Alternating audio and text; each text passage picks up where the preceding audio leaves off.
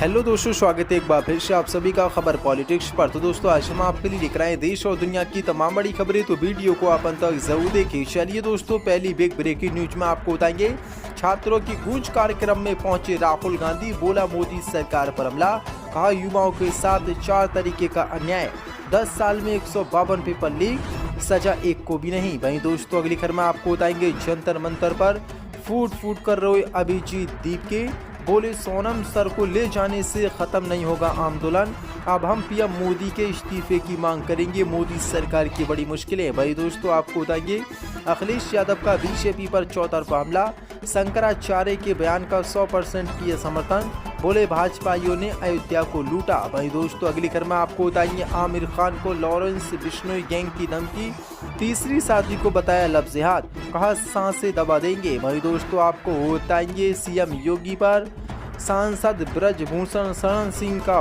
बड़ा हमला, कहा हनुमानगढ़ी पर नमाज पढ़ने की बात करने वालों को मालूम होना चाहिए कि इस मंदिर का निर्माण एक मुसलमान ने ही कराया था। भाई दोस्तों, आपको बताएंगे संजय सिंह का योगी सरकार पर हमला, कहा युवाओं को अनपढ़ और जाहिल बनाना चाहती है मोदी और योगी सरकार, इसलिए रामपुर की जौहर अली यूनिवर्सिटी पर हो रही है बुलडोजर कार्रवाई। भाई दोस्तों, आपको बताएंगे जंतर मंतर पर मची अफरा तफरी, पुलिस ने सोनम वांगचुक को जबरदस्ती किया गिरफ्तार, ले गई अस्पताल, दीप का आरोप, पुलिस ने की पिटाई। तो दोस्तों, सभी खबरों को एक एक कर हम आपको विस्तार से बताने वाले, वीडियो को दिल से लाइक कर चैनल को सब्सक्राइब जरूर कर लें। इसी के साथ दोस्तों, पहली बड़ी खबर कल के शामी छात्रों की गूंज कार्यक्रम में बोले राहुल गांधी, युवाओं के साथ 4 तरीके का अन्याय, 10 साल में 152 पेपर लीक। दरअसल आपको बता दें, कांग्रेस के वरिष्ठ नेता राहुल गांधी ने शुक्रवार को मोदी सरकार पर बड़ा हमला बोला है।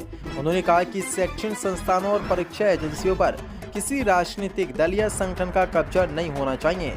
राहुल गांधी ने भारी बारिश के बाद देहरादून के बन्नू स्कूल मैदान में आयोजित छात्रों की गूंज कार्यक्रम में प्रश्न पत्र लीक के मुद्दों पर छात्रों से संवाद करते हुए कहा कि हमारे शैक्षणिक संस्थान स्वतंत्र होने चाहिए, संस्थानों पर किसी भी राजनीतिक दल या संगठन का कब्जा नहीं होना चाहिए, कुलपति किसी एक संगठन के नहीं होने चाहिए, राष्ट्रीय परीक्षा एजेंसियों के प्रभारी भी किसी एक राजनीतिक संगठन के नहीं होने चाहिए। राहुल गांधी ने कहा कि पिछले 10 सालों में 152 पेपर लीक की घटना घटी है, लेकिन एक को भी सजा नहीं मिली है। पेपर लीक में पूरा सिस्टम शामिल है। राहुल गांधी ने कहा कि राष्ट्रीय स्तर की कोई भी परीक्षा पूरे देश में एक ही दिन आयोजित की जाती है, लेकिन तकनीक का इस्तेमाल और प्रश्न पत्रों का रेंडमाइजेशन करके परीक्षाएं एक दिन के बजाय कई दिनों में कराई जा सकती हैं। राहुल गांधी ने कहा कि परीक्षा व्यवस्था में लचीलापन होना चाहिए और तकनीक एवं यादृच्छिकरण के जरिए प्रश्न पत्र लीक की समस्या को दूर किया जा सकता है। राहुल गांधी ने सरकार की आलोचना करते हुए कहा कि जिन माता पिता के बच्चों ने प्रश्न पत्र लीक के कारण आत्महत्या की, सरकार ने उन्हें एक संदेश या चिट्ठी तक नहीं भेजी और न ही खेद प्रकट किया। उन्होंने कहा कि प्रश्न पत्र लीक होने की स्थिति में छात्रों के हितों की रक्षा की जानी चाहिए, दोबारा परीक्षा कराई जानी चाहिए और छात्रों को मुआवजा दिया जाना चाहिए।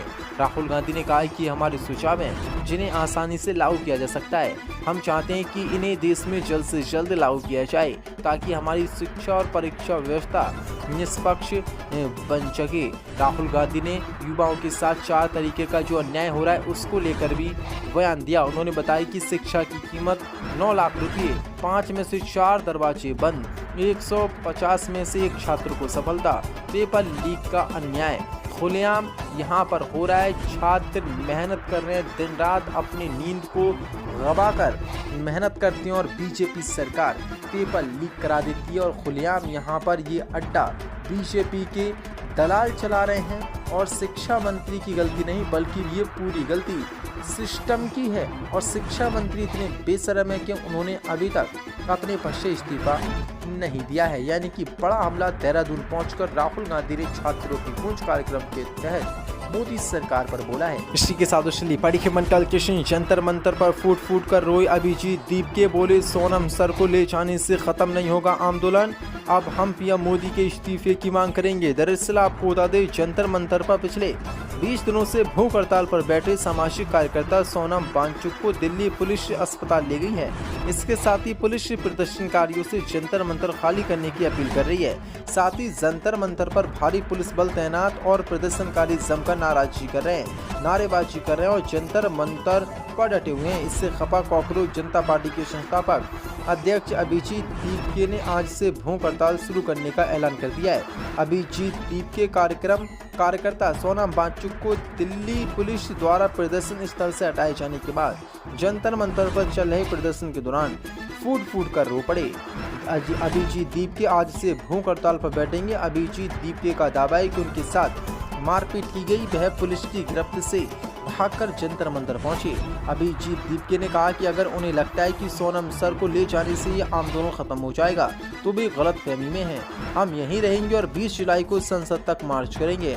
उन्होंने कहा कि अब तक हम धर्मेंद्र प्रधान के इस्तीफे की मांग कर रहे थे, लेकिन इस घृणित कार्य के बाद अब हम पीएम मोदी के इस्तीफे की मांग करेंगे। यानी कि अब बीजेपी सरकार की पूरी तरीके से मुश्किलें बढ़ती दिखाई दे रही हैं। आपको बता दें, आज सुबह 7 बजे पुलिस अचानक आई थी और सोनम वांगचुक जो 20 दिनों से भूख हड़ताल पर बैठे थे उनको जबरदस्ती उठाकर ले गई और अस्पताल में उनको एडमिट करा दिया। इसी के साथ बड़ी खबर कल के अखिलेश यादव का बीजेपी पर चौतरफा हमला, कहा भाजपाइयों ने अयोध्या को लूटा। दरअसल आपको बता दें, समाजवादी पार्टी के राष्ट्रीय अध्यक्ष अखिलेश यादव ने एक बार फिर बीजेपी पर हमला बोला है।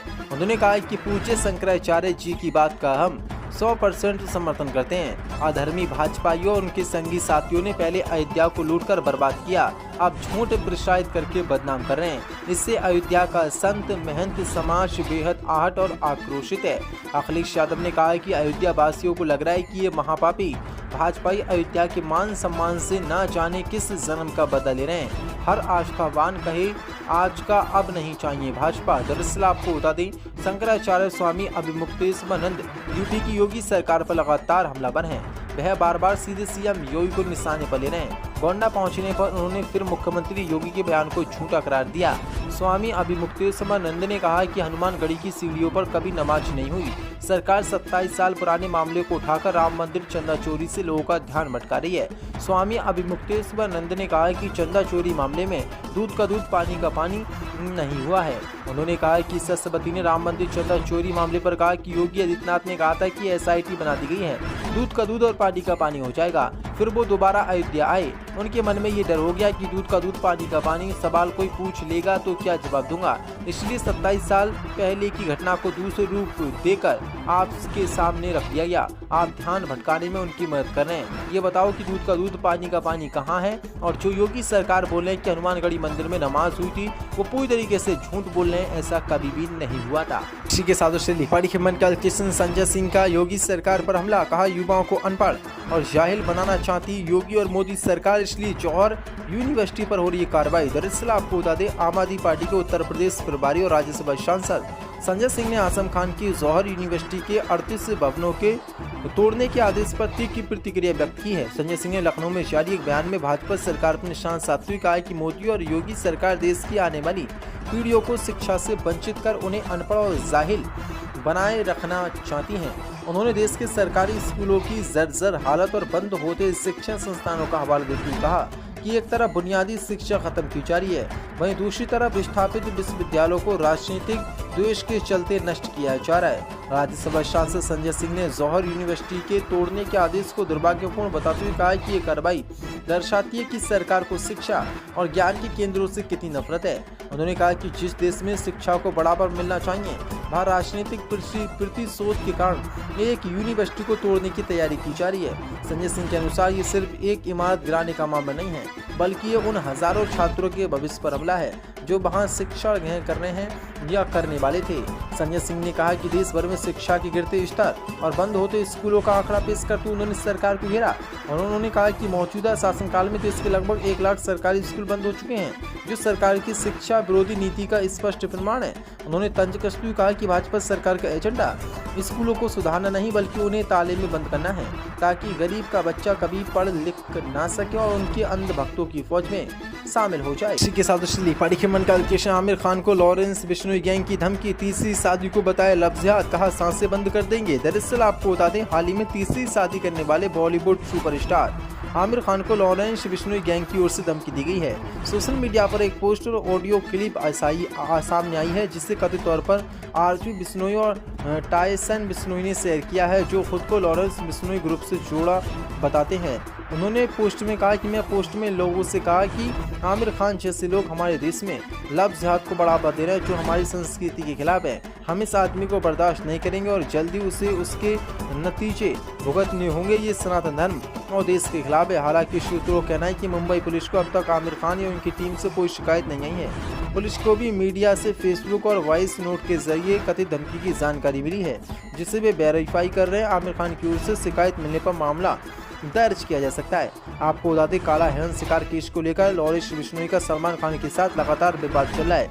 इस बीच अब लॉरेंस बिश्नोई गैंग की ओर से पहली बार आमिर खान को धमकी दी गई है, क्योंकि उन्होंने तीसरी शादी की है अपनी गर्लफ्रेंड के साथ, और वो हिंदू नहीं है, यानी कि जो गौरी हैं वो हिंदू नहीं है बल्कि वो ईसाई हैं। उसके बावजूद ये अंधभक्तों की फौज धमकियां दे रही है और लव जिहाद इसको बता रही है। लव जिहाद तो तब होता है जब वो एक हिंदू होती और वो मुसलमान बनती, लेकिन यहाँ पर वो हिंदू है ही नहीं, वो एक क्रिश्चियन है, फिर भी अंधभक्त। और ये लॉरेंस बिश्नोई गुंडे, आतंकवादी, गैंगस्टर खुलेआम सुपरस्टार को धमकी दे रहे हैं और बीजेपी सरकार चुपचाप देख रही है।